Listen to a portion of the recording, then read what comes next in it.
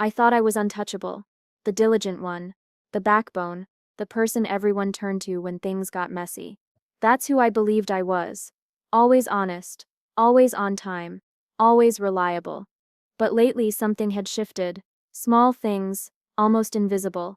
The way whispers stopped when I entered a room. The way people pretended to look at their screens rather than meet my eyes. And him, Mr. Davenport. My boss. The man I respected. The one I trusted. He'd started avoiding me. "Morning?" I said one Tuesday. My voice felt louder than I intended. "Morning," he muttered, barely glancing up from his laptop. That's when the seed of unease first took root.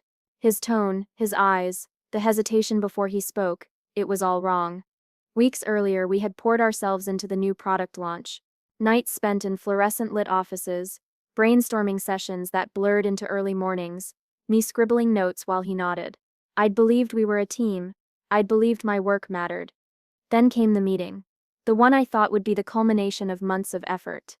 "Let's hear some updates," Davenport said, leaning back in his chair, arms crossed. His smile was thin, practiced. I spoke first. I walked through the campaign strategy, highlighting every late night, every risky decision I'd suggested. I could feel the weight of it all in my chest, a mixture of pride and anticipation. And then it happened. Davenport nodded and said, "Excellent work, team. Really excellent." "Team?" I echoed inside my head. My voice stayed calm, but my stomach twisted. "Yes, Alex," he said, finally locking eyes with someone else across the table, especially Jenna. Her insights on the launch were invaluable. I froze. Jenna, the junior analyst who had barely been involved in the project. My work ignored. My sleepless nights recast as her brilliance. I thought I began, but he cut me off with a dismissive wave. "Let's move on," he said. His gaze never met mine again. I wanted to speak, to scream, to demand justice, but something inside me knew it wouldn't help. Powerless. Invisible. Betrayed. That's what I felt. Every carefully built layer of confidence crumbling. Later, in the quiet of my office, I stared at my notes, fingerprints of effort, ideas, innovations, everything I had poured into that project tainted now by omission. I could see the truth, clear as daylight. He had stolen my work, twisted the narrative, made me invisible. I paced, heart hammering. The room seemed smaller, claustrophobic, and then I laughed. A short, bitter laugh. "So that's it, huh?" I whispered to no one. "This is how it works. You lie, you take credit, and everyone applauds you. Everyone but me." The anger was a spark. The betrayal, fuel. I realized something in that moment. If I stayed silent, I was complicit. If I did nothing, I was giving him permission to erase me. That night I went home, but sleep refused me. My mind replayed every conversation, every nod, every smile. I traced back the pattern, the way Davenport subtly redirected praise, the way Jenna had suddenly gained visibility. Everything fit, like puzzle pieces that formed a picture I didn't want to see. By morning, the unease had hardened into determination. I would speak. Not angrily, not recklessly. I'd find my opening, my words sharp, undeniable, the perfect confrontation. Because I was done being invisible, done being sidelined, done believing the lies that allowed someone else to walk in my shadow and call it theirs. And when I finally did speak, I'd make sure it wasn't just a voice in an empty room, it would be the first strike. The first taste of a reckoning they never saw coming. I was still the diligent, honest one, but now I was also the one who would fight back. The email hit me like a punch to the gut. My fingers froze over the keyboard. One sentence. Nothing else. "We no longer require your services." No explanation, no chance to defend myself, just gone. I blinked, stared, blinked again. The screen felt cold, mocking. "Alex." I turned. Sarah, my colleague, was standing at the doorway. Her eyes were wide, hands trembling slightly. She always had this softness, this instinct to comfort. "I don't know," I whispered. My voice sounded foreign, hollow. You're fired." Her voice cracked, disbelief lacing every syllable. I nodded. Just once. My throat was too tight. I couldn't speak. I couldn't even think straight. "God. I'm so sorry," she stammered. I shook my head. Dawn set, waste words." She stepped closer. hesitated, then finally placed a hand on my shoulder. Neither did I. The whispers started the next morning. Faint at first, like wind brushing against a window, then louder, sharper, slicing through the silence of my absence. They said your report embarrassed the company, someone murmured. Yeah, made someone look bad, another added. I felt a hot knot coil in my stomach. My honesty, my truth, my biggest strength had turned into a weapon against me. I should have been proud of that report. Every fact, every number, every uncomfortable truth laid bare. I had spoken the unvarnished reality. I had believed in integrity. I had thought that mattered.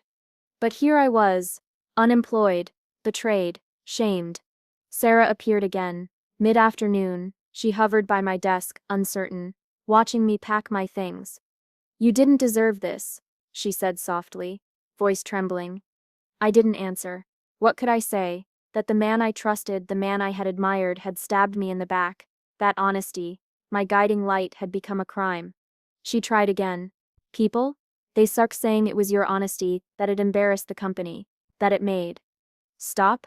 I hissed, snapping before I realized it. Her eyes widened, hurt flashing across her face. I'm sorry, I muttered, softer this time, ashamed of the edge in my voice. The office felt smaller as I left, every familiar corner, every desk, every whispered glance, tainted now by betrayal. I kept my head down, heart pounding, trying not to scream, trying not to collapse. That night, I went home and didn't even change my clothes. I sat in front of the mirror staring at myself like a stranger. How did my truth become my crime? I whispered. I traced the contours of my face, eyes red, lips dry, my reflection stared back, silent, unforgiving, rage bubbled beneath the surface, clashing with disbelief, hurt and confusion. I thought of Davenport, his polite nods, his fake smiles, the way he had twisted every praise away from me, feeding it to someone else. He had seen my work, every sleepless night, every ounce of effort, and he had taken it, and then destroyed me. The betrayal wasn't just professional, it was personal, it was intimate. He had violated trust, he had shattered belief. I clenched my fists until my knuckles ached. I wanted to scream, to throw something, to make the world see the injustice. But I didn't. Instead, I thought of Sarah, her hesitant comfort, her truth in a sea of lies. I realized something. I wasn't entirely alone, not completely. There were fragments of loyalty, fragments of truth, still intact. I could hold on to those. I started retracing the events leading up to my firing. Every meeting, every email, every interaction, the seeds had been sown long before the email arrived. Davenport had set it up, manipulated perceptions, framed me. The whispers from the grapevine, not random, carefully planted. And then, the first spark of clarity, rage shifted into strategy. Pain shifted into focus. This wasn't just about losing a job. It was about correcting a narrative, about reclaiming my truth, about making those responsible accountable. I sat there for hours, silent, replaying every conversation, every word, every betrayal. The clock ticked past midnight. My eyes burned, my body ached, and yet I felt awake. Alive in a way I hadn't felt in weeks. Because the betrayal, as brutal as it was, had given me something I didn't expect: clarity. I wouldn't cry in the office anymore. I wouldn't beg for understanding. I wouldn't let the lies define me. Davenport had underestimated me. He had assumed my silence would last forever. But silence was a weapon, and I was ready to wield it. By morning, I wasn't just hurt. I wasn't just shocked. I was determined. My honesty had been punished, but it would also be my armor. The very truth they had tried to bury would become my tool. And when the reckoning came, Davenport and anyone else who had silenced me, they would see that honesty, integrity, and relentless focus weren't weaknesses. They were the weapons that cut deeper than any blade. I finally whispered to myself, voice low but steady, they can take my job, they can take my reputation, but they can take my truth. Not now, not ever. Days blurred, hours bled into each other. I woke, I ate, I stared at my phone, hoping, praying for a message that never came. Every meeting, every word I said, every idea I shared, I replayed it like a broken record. Maybe it's time to just let it go, my mother said, one evening. her voice gentle but firm. She leaned against the doorway, arms folded, eyes full of concern. Let it go? I spat the words before I could stop myself. Mom, do you understand? This is instead just a job. This was everything I worked for. I know, she said, softer now, but sometimes you can fight every battle. You have to be practical, move forward. Move forward, the words made me laugh bitterly. Practical, you call what they did practical? They stole my work, they humiliated me, and now I supposed to what? Pretend it didn't happen? She didn't answer. She only sighed and left the room, leaving me with the silence I hated and craved at the same time. Omar called that night. Best friend since college, the one person who knew every scar, every hidden fracture in my life. Alex. Hey, talk to me, he said, voice calm but insistent. I don't know what to say, I muttered, staring at the ceiling. You don't have to say anything, he said. Just tell me what's going on. I closed my eyes. The tears came then, uninvited, hot, and merciless. I feel hollow. Omar. I trusted them. I gave everything, and for what? For them to erase me? Make me nothing? He was quiet for a moment, letting me speak. Then soft but firm, you didn't do anything wrong. Not one thing. This isn't set on you. But it feels like it, I whispered. Every time I think about that report, about Davenport, about Jenna, I keep asking myself, was my honesty too much? Did I break some unspoken rule? Or is the world just cruel? Omar exhaled sharply. Alex, it not you, it them. They can handle the truth. They fear it, that's why they did this. Not because you were too honest, but because honesty exposes weakness in them. I let his words sink, but the weight in my chest didn't lift. The betrayal had carved a hollow space inside me. Nights were the worst. I lay awake, staring at the ceiling, replaying faces, conversations, nods, smiles, all now tainted by deceit. I caught myself crying alone, in the bathroom, in the shower, anywhere, silent, desperate cries that left my throat raw, and my eyes red, not just for the job, not just for the betrayal, but for the innocence I had lost. The trust I had given freely, gone. I thought about the people who had smiled at me, praised me, leaned on me, all while whispering behind my back. I thought about Davenport's polite nods, his empty words of encouragement. I thought about how Jenna had suddenly been elevated, praised, and how I had been written out of the story entirely. I started questioning everything. My instincts, my choices, my integrity. Was I too naive? Too blunt? Had I misjudged people my whole life? Had honesty been my flaw all along? Alex, Omar said during one of our long calls. Look, I know it hurts.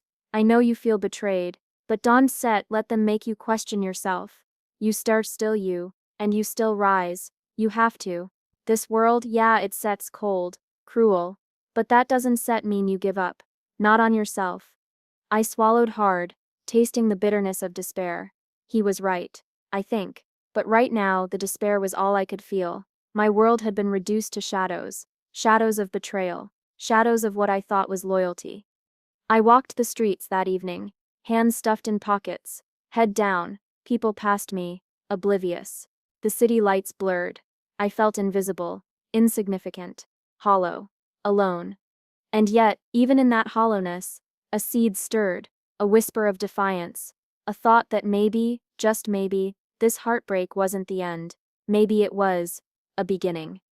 I returned home, staring at my reflection again. The same face, red eyes, tense jaw, but the eyes, they were sharp, alive, burning even. How did it come to this? I asked the mirror. How did trust and honesty become my downfall? I didn't have an answer. Not yet. But for the first time since the firing, I felt a flicker, a spark of something darker, something stronger. The world had been cruel. That much was true. But cruelty could be faced, could be used, could be paid back. I wrapped myself in silence that night, mourning what I had lost. Yes. But also, listening. Listening to the quiet rage simmering in my chest. Rage that refused to be ignored. Rage that whispered, this isn't over. I didn't know how. I didn't know when, but I knew one thing. I wasn't finished. Sleep had abandoned me. Again, my apartment was dark, quiet, but my mind roared. I scrolled through my phone, aimless, desperate for distraction, or maybe answers. Then I saw it. Posts, stories, tweets, videos, people exposing injustice. Bosses caught in lies, corruption, favoritism, manipulation, all of it public, all of it raw, and people loved it. They shared it, commented, rallied. Transparency had power. Honesty had weight. I leaned back, eyes wide, heart hammering. Could it really be that simple? Could speaking the truth carefully, calculatedly be the way to reclaim what I'd lost? I whispered to myself, almost afraid to admit it. They can silence me if the world sees it. I imagined it, my story laid bare, not in fits of rage, not with reckless vengeance, but precise. Clear, facts, emails, screenshots, timelines, undeniable. I tapped my fingers on the coffee table, pacing. The anger inside me simmered, controlled, focused. This wasn't just catharsis. This was strategy. This was power. I pulled my laptop closer, opened a blank document. The cursor blinked at me like a heartbeat. I inhaled sharply. What if they sue? I muttered aloud. My voice echoed off the empty walls. What if I crossed the line? I paused. Thought. No. I could protect myself. I would word everything carefully. Stick to facts. Expose the manipulations, the favoritism, the lies, but legally untouchable. My integrity intact. I typed the first line and deleted it. Typed another. Pause deleted. My fingers hovered. My heart raced. This has to be perfect, I whispered. Every word, every sentence calculated. Not emotion, clarity. I remembered the email. That single cold sentence. We no longer require your services. I could almost feel the paper cut of betrayal again. But this time it fueled me. It sharpened me. I opened my notes from the project. The timelines, the presentations, the emails I had sent, every contribution logged, every suggestion documented, every late night recorded. I did the work, I murmured. They can take that from me. The cursor blinked, and I began to type. Short sentences, sharp points, dialogue snippets from meetings, quotes from emails, facts, evidence, not accusations, not speculation, just the truth. I stopped occasionally, rereading. My stomach knotted. Could I really do this? Could I expose him, Davenport, Jenna, without destroying myself? Yes, I said firmly. I can. I must. Hours passed. My coffee grew cold. My eyes stung. But the document grew. Line by line, paragraph by paragraph. Clarity emerged from chaos. The story unfolded in a rhythm. Betrayal, manipulation, favoritism, lies. All proven, all verifiable. I paused and leaned back, staring at the ceiling. My apartment was silent, but my mind screamed with the possibilities. Once this went public, there was no going back, no hiding, no pretending. This was my voice, my truth, my control. My fingers hovered over the keyboard again, trembling slightly. This is it, I whispered. One click, and I take it back. Everything they tried to erase, visible, unignorable, real. I imagined Davenport's face reading it. The slack-jawed disbelief. The panic when others saw it. The realization that his carefully constructed narrative was crumbling. And Jenna, oh Jenna, smiling at the wrong person would become a distant memory. A flash of doubt hit. What if it blows up in my face? What if... I shook my head violently. No, the fear had fueled inaction before. Now it would fuel precision. Every word vetted, every claim backed, every angle considered. I wouldn't be reckless. I would be unstoppable. I stood, pacing the room. This isn't Sept revenge. It's Sep's justice, transparency, truth. The one thing they can Sept control. My pulse raced. Rage, yes, but calculated. Anger, yes, but harnessed. This wasn't a screaming match in a boardroom. This was chess. Every piece moved deliberately, every consequence anticipated.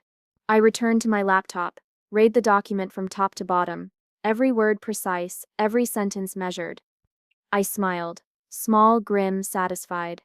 I am ready, I whispered. The cursor blinked at me. The cursor dared me. I could almost hear it mocking.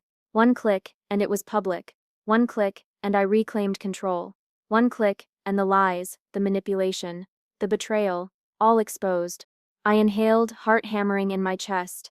My fingers moved, hovering above the mouse. The apartment was silent except for my breath, fast and shallow. "This is mine," I said to the empty room. "All of it, my story, my truth, my power." And then finally I clicked. A surge of adrenaline shot through me. My heart raced. My palms were sweaty, my legs weak, but underneath it all, beneath the fear, beneath the tension, there was clarity, control, purpose. I had taken the first step. The world would see the truth. Davenport, Jenna, everyone, they couldn't erase me anymore. Not this time. For the first time in weeks, I exhaled. Not relief, not joy, something stronger, a simmering certainty. A knowledge that I had reclaimed my narrative, my voice, my power. The night stretched on, silent witness to the storm I had unleashed. But I didn't flinch. I didn't doubt. I had made the choice. I had acted. And the world finally would have to pay attention. The post went live. I stared at the screen, fingers trembling, heart hammering. The cursor blinked back at me, almost daring me to back out. But I didn't. Not this time. Every screenshot, every email, every timeline of events meticulously documented. No opinion, no exaggeration, just facts, truth laid bare. Minutes passed, then hours. My phone buzzed, and buzzed again. Notifications piled up like falling dominoes, colleagues reacting. Some in disbelief, some with rage, some forwarding, sharing, commenting.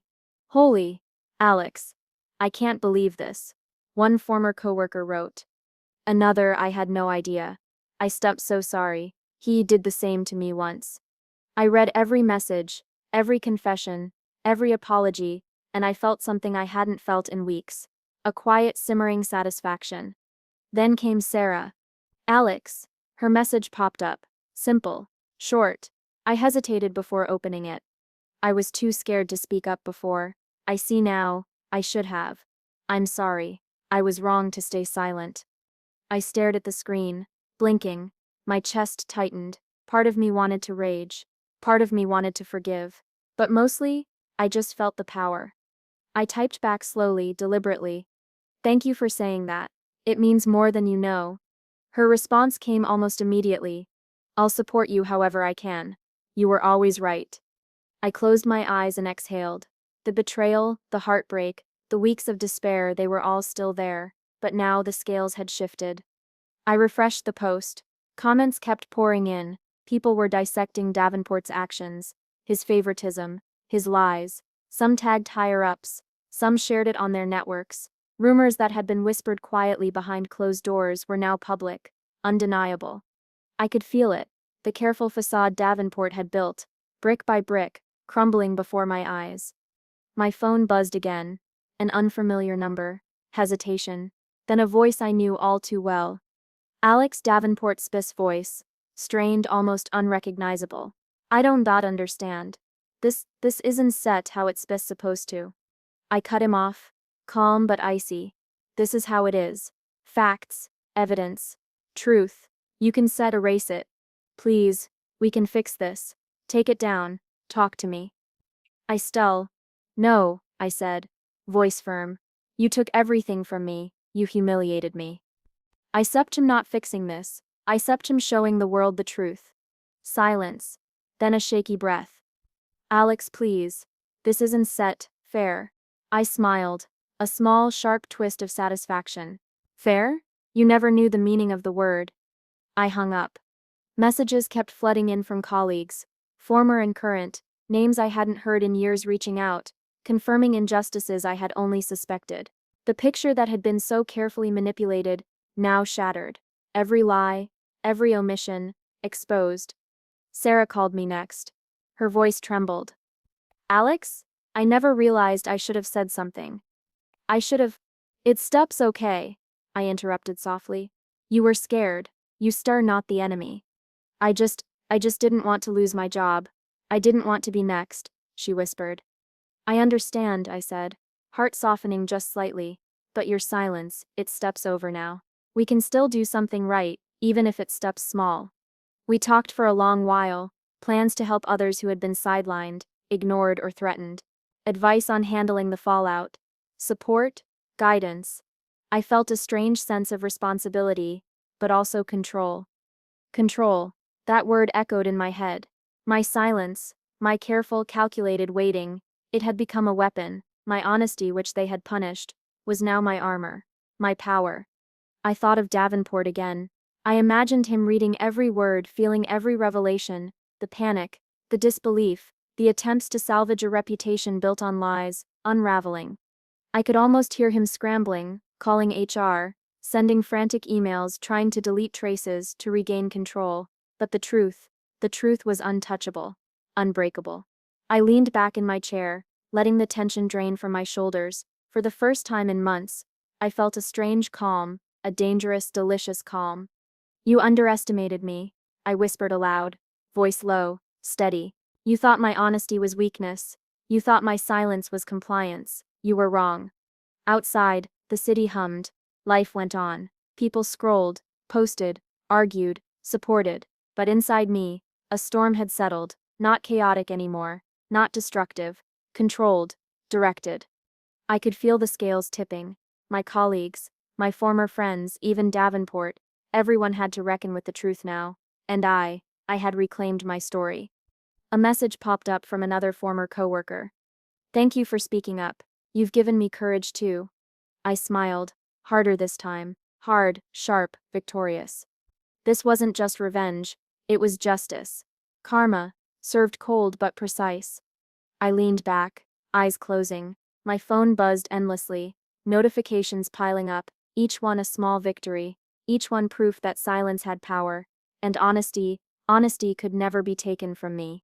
For the first time since the firing, I felt whole, not because the world had corrected itself completely, but because I had acted. I had reclaimed control. I had turned betrayal into weaponized truth. And Davenport would learn that actions have consequences, that lies, no matter how carefully built, eventually crumble. I whispered into the quiet apartment. Truth is unstoppable, and now so am I. The phone rang. I froze. The caller ID flashed his name, Mr. Davenport. I picked up, slow, deliberate. Alex, listen, we need to talk, he said, voice strained, almost pleading. I don't think we need to, I replied. Calm, too calm. Please. I can explain. It wasn't set personal. You have to understand. Explain. I laughed, low and bitter. You took credit for my work. You humiliated me. You built lies on top of lies. And now you want to explain. There was a pause. I could hear the catch in his throat, the tremor in his voice, authority crumbling under the weight of exposure. I thought you said understand, he said finally, desperation creeping in. I tried to protect the team, the company, you know that. Protect? I repeated, voice sharp. Protect by destroying me? By rewriting history and erasing my efforts? I made mistakes, he admitted, almost whispering now. But Alex, this is your chance. Take it down. Just talk to me. We can fix it. No, I said firmly. There is nothing to fix. The truth is out, and it steps not going back in. I hung up. And that's when I noticed it. The world was paying attention. My post, my story, it had gone viral. Journalists reached out. News inquiries flooded in. Social media exploded with commentary, support, outrage. Davenport's credibility, once untouchable, was now public fodder. I watched the shift happen. My silence had been my power. My honesty? My weapon. And now that weapon had become unstoppable. Emails poured in, job offers, speaking opportunities, requests to mentor others. People wanted to hear from me. They wanted the truth. One message stood out. A CEO from a top firm. We need someone with integrity like yours. Let's talk. I read it twice. My chest swelled. For the first time in weeks, I felt strong, unshakable, recognized. Davenport tried again, a voicemail this time. Alex, please, don't set ruin me. I can make this right. You don't set understand. I deleted it without listening. Deleted. Just like he had tried to delete me. The irony was instead lost on me. Later that night I scrolled through social media. Every mention, every share, Every comment praising my courage and integrity. It was intoxicating. I could feel the power coursing through me. My story was no longer just mine, it had become a movement. Sarah messaged me again. Alex, you're incredible. I'm proud of you. Everyone sees it now. I smiled, the first genuine one in months. Thanks, I typed back. We did it, you and me, and the truth. I leaned back, letting the moment wash over me. Weeks of heartbreak, despair, and betrayal had led to this, and it was sweet.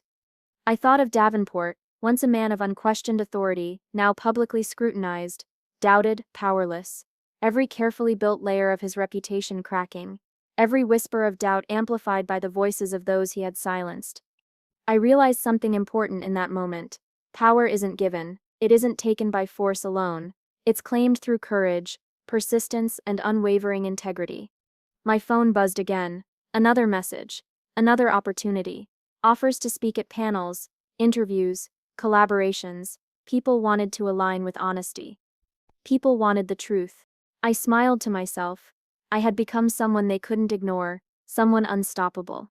The anger I'd carried all those weeks, the betrayal, the heartbreak, the humiliation, it had transformed, not into vengeance, not into bitterness, but into fuel, focus, drive, power. I whispered into the quiet apartment. This is who I am. Strong, unapologetic, unstoppable. I thought back to the person I had been, shaken, hurt, betrayed, and I compared that to who I was now, confident, recognized, commanding respect without demanding it. Even Davenport, in his panic and his strained attempts to manipulate, couldn't undo what I had built. My story, my integrity, my courage, they were untouchable. I realized I no longer feared him, no longer feared injustice, no longer feared the world's cruelty. Because now, I had proof. Proof that honesty, patience, and courage weren't weaknesses. They were my strength. I leaned back in my chair, eyes closing, savoring the feeling of empowerment. Every message, every acknowledgement, every moment of recognition reinforced the truth. The world had shifted. And I had shifted with it. I wasn't powerless anymore. I wasn't silenced. I wasn't the employee who had been betrayed, ignored, erased.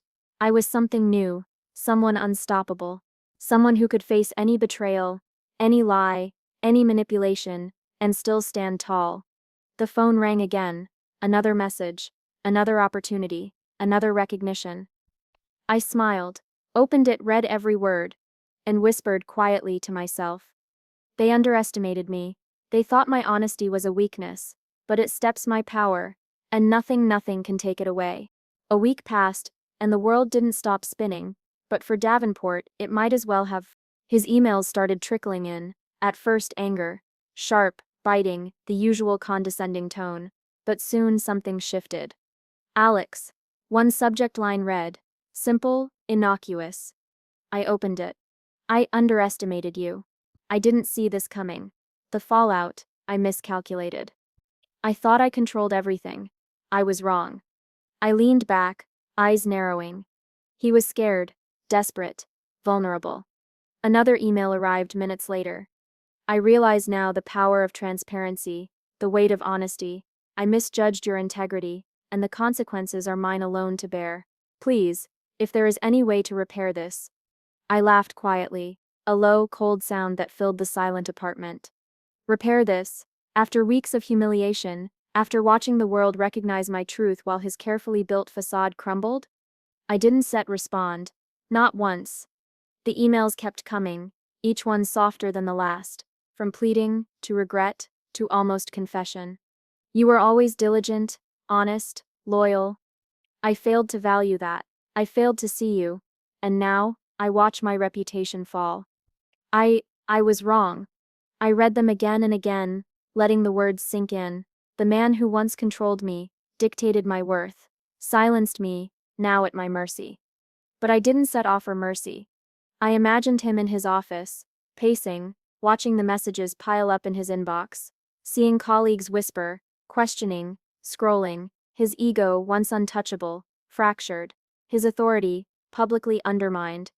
I whispered to myself, a cold smile forming. You thought you were untouchable. You thought you could erase me. And now, look at you. Another email, shorter this time. Alex, I am sorry. Truly. I see now the consequences of my arrogance. I hope one day, forgiveness. Forgiveness. I stared at the word, my chest tightened. But no. Not yet. Not for him. I remembered the firing email. One sentence, we no longer require your services. No explanation. No warning. Just erasure. Just humiliation. And now he begged. I allowed myself to savor it. The satisfaction wasn't loud. It wasn't vengeful in a messy, emotional way. It was precise, cold, calculated. Justice had a quiet, devastating face, and right now, it was Davenport's. I imagined the news articles, the viral posts, the screenshots of the emails he sent, now public in whispers and murmurs across social media, every attempt at repair hollow, impotent, every plea meaningless. Alex, please. You were right, I underestimated you. Yes, I was right. I leaned back in my chair, arms crossed, savoring the moment, not gloating, not screaming, not even replying, just letting it be. Because karma doesn't need words. It doesn't need explanations. It doesn't need revenge delivered in anger. Karma waits, and then it shows up with a quiet, crushing inevitability. His empire of control, respect, and perceived power, it had been fragile all along, and now it was public, tangible, real. I whispered, almost to myself. You controlled me once. You humiliated me. You erased me, and now the weight of your own choices crushes you. Finally, I closed the emails, leaned back, and let the cold satisfaction settle. It was haunting, watching someone who had held so much power over me squirm under the weight of their own misjudgments. No celebration, no triumphal music in my head, just quiet acknowledgement, recognition of the justice that had been served without my interference. I pictured Davenport reading each word aloud, each apology, each confession of failure, his arrogance stripped away by transparency, by truth, by the integrity he had ignored. And for me, relief, closure, vindication. The week ended, and my life didn't return to normal. It returned to me, stronger, sharper, unapologetic, empowered by truth, untouchable by deceit. I didn't reply. I didn't need to.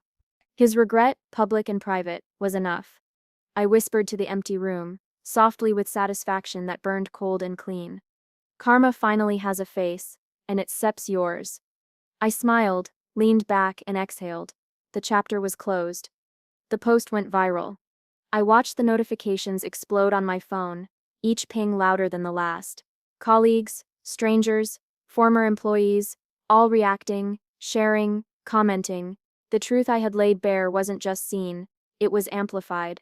Alex, you're incredible, one comment read. Thank you for speaking up. I wish I had your courage, wrote another. I leaned back in my chair, fingers trembling slightly. My apartment was small, quiet, but it felt alive with the energy of 1,000 voices affirming what I already knew: I had done the right thing. The media picked it up next. Articles, interviews, social media snippets. Headlines screamed about the injustice, the manipulation, the favoritism, and in the middle of it all, Davenport's carefully curated reputation was unraveling. I whispered aloud, softly almost to myself. Finally, they scepter seeing it. They scepter all seeing it. Former employees came forward, sharing their own experiences. Names I hadn't heard in years. Stories of being ignored, humiliated, manipulated, and all of them referenced my post. My courage, my integrity. Alex, your post gave me the courage to speak out. One message read. I felt a chill. The weight of months, the heartbreak, the betrayal, it all pressed into me. And yet, instead of despair, I felt something sharper, lighter, empowered, vindicated. Then came the news. Davenport was publicly reprimanded, forced to apologize in writing, in video statements, in interviews he could not control. Colleagues who once feared him whispered about him, laughed behind closed doors, questioned every decision he had ever made. I read the apology statement slowly, savoring each word. I misjudged. I underestimated. I apologize for my actions. Every sentence a dagger, every admission a confirmation. I smiled, cold and quiet. I didn't feel triumph in the shallow sense. I felt catharsis. The justice I had sought, slow but inevitable, was real, tangible, public. Messages continued flooding in, some from friends, some from strangers, all praising my courage. I read them, one after the other, letting each affirmation sink in. Thank you for showing us integrity matters. You proved that honesty is never a weakness. Because of you, we can finally speak out. I closed my eyes, breathed in, breathed out, months of pain, confusion, and despair condensed into a single powerful moment of clarity. I opened my laptop. News outlets had covered Davenport's downfall extensively. Editorials criticized his leadership. Social media exploded with commentary, sharing, memes, and hashtags that validated every fear, every frustration, every truth I had held inside. I whispered again. Accountability. Finally, real accountability. My phone buzzed again. A message from Sarah. Alex, I can still believe this. You changed everything. People are noticing. We. I typed back, carefully, deliberately. We did it. We showed that the truth can set be buried. There was a silence, a moment in my apartment where time itself seemed suspended. I looked around at the walls, the books, the dim light, the empty chair across from me, alone. And yet, not really, because the world was speaking, the world had witnessed. I thought of Davenport, once a man whose presence could silence a room, a man whose authority felt untouchable. Now, publicly dismantled, humiliated, and stripped of credibility. I whispered, voice low, precise. Karma has a face, and you stir looking at it. I refreshed my social media feed again. Stories of courage inspired by mine continued to appear. Articles cited my post. Interviews requested my insight. People who had once been silent were now finding their voices. I realized something essential in that moment. Revenge was not the ultimate goal. Justice, accountability, that's what mattered. And that kind of justice couldn't be undone. I leaned back in my chair, eyes closing briefly, letting the weight of it all settle, a slow, deep exhale. The months of betrayal, heartbreak, and despair transformed into a quiet strength, power reclaimed, dignity restored. A notification popped up, another message, from a former coworker I hadn't spoken to in years. Alex, your courage saved me from silence. Thank you, I hope you know how much this means. I smiled faintly, a mix of relief and satisfaction. I didn't respond immediately. I didn't have to. The message, like every other, was proof. Proof that what I had done mattered, that my voice, my honesty, my refusal to be silenced had impact. I thought back to the firing email, one cold, impersonal sentence that had tried to erase me. We no longer require your services. And now, it had come full circle. Davenport's attempts to control, to manipulate, to silence, all undone, his regret public, his authority shattered, his credibility destroyed. I whispered again, softly, almost reverently. Truth wins, justice prevails, and I reclaimed everything. I leaned back fully, letting myself absorb the moment, alone in my apartment, but connected to a world that had witnessed the fall of arrogance and the rise of integrity. The rush of justice washed over me. Not loud, not chaotic, steady, inevitable, satisfying. I whispered once more. This is more than revenge. This is accountability. Real, undeniable, unstoppable accountability. And with that, I closed my laptop. For the first time in months, I felt whole, strong, vindicated, free. Because the truth had been told, and the world had listened. Months had passed. Life didn't just return to normal, it transformed. I walked into my new office for the first time, the air crisp, the space quiet but alive with energy. The walls were open, sunlight streaming in through the windows, a place built on honesty, transparency, integrity. I paused, taking it all in, and felt a weight lift from my shoulders. Not the weight of fear or betrayal, but the weight of survival, of having lived through the storm and come out on the other side, unbroken. Omar was waiting for me near the entrance, his usual grin in place. Look at you, he said, clapping me on the back. You made it, and I have to say, you've come a long way. I laughed softly. A real laugh this time, light, unburdened. I don't know if I made it or if I just survived it. He shook his head, eyes warm. Surviving is set enough for you, you always turn survival into strength. I seen it firsthand. I nodded, remembering the months, the firing email, the heartbreak, the betrayal, the relentless despair. The nights I lay awake staring at the ceiling, replaying every conversation, every mistake, every word of truth I'd spoken. The slow burn of anger, the cold calculations that finally gave me control. And then the post. The exposure, the shift in power, Davenport's fall. The world noticing. I exhaled. It had all led to this. Not just revenge, not just justice, but this moment a new beginning. My new mentor, someone I admired from afar, walked over. A firm handshake. A warm smile. Welcome aboard, Alex.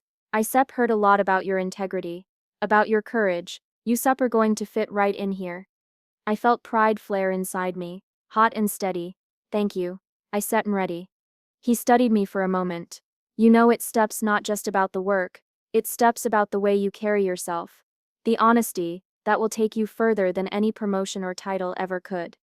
I nodded, letting his words sink in. The past months had taught me that honesty had been my downfall once, and yet it had been my ultimate power.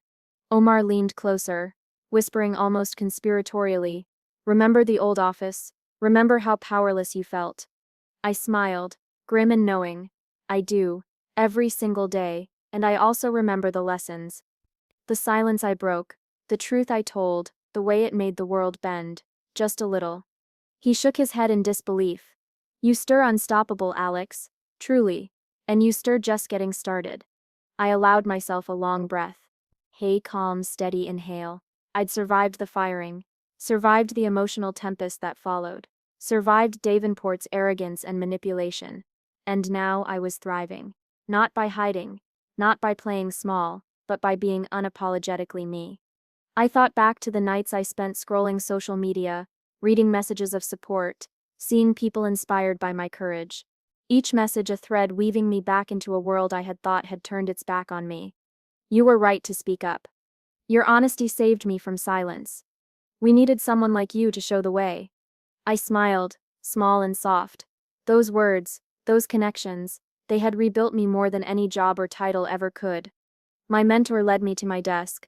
Sunlight fell on the surface, clean and open, a blank slate. I sat down, fingers brushing the smooth wood. The feeling was electric, full of possibility. I thought of Omar again.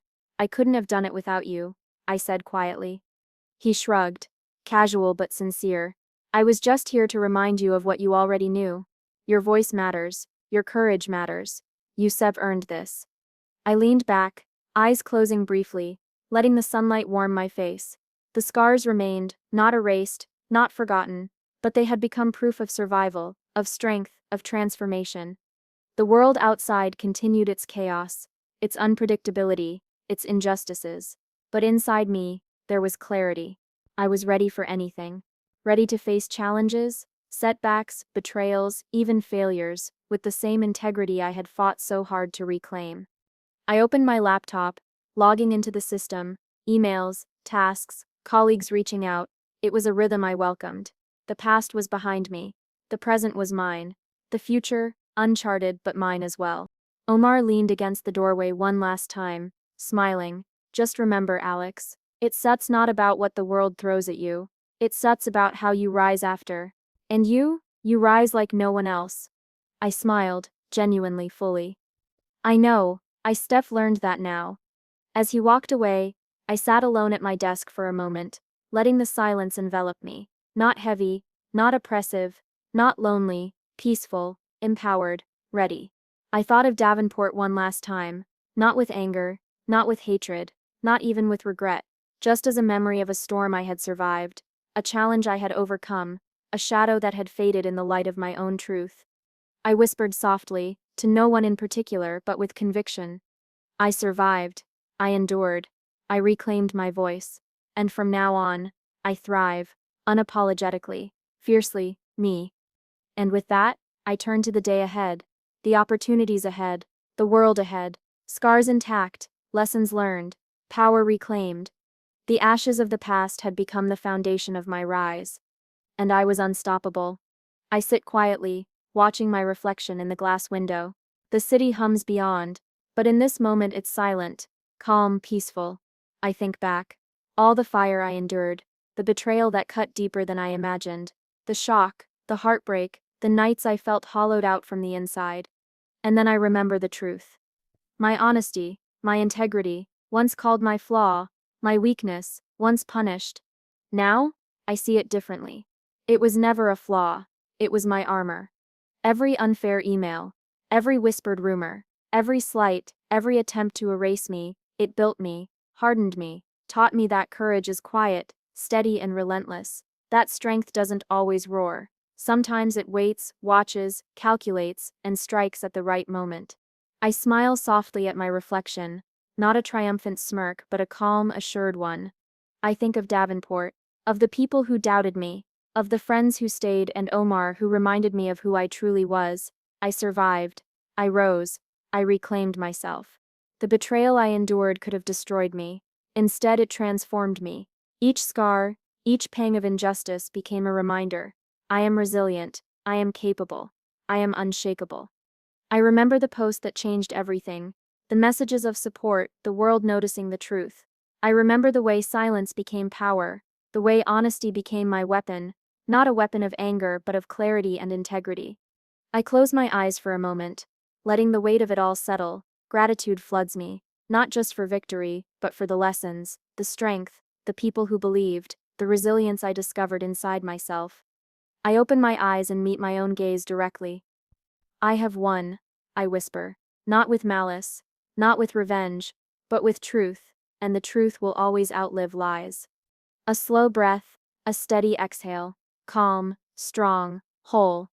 I turn from the window, ready for whatever comes next. The past has shaped me, the fire has refined me, the truth has made me unstoppable. And for the first time in a long time, I feel completely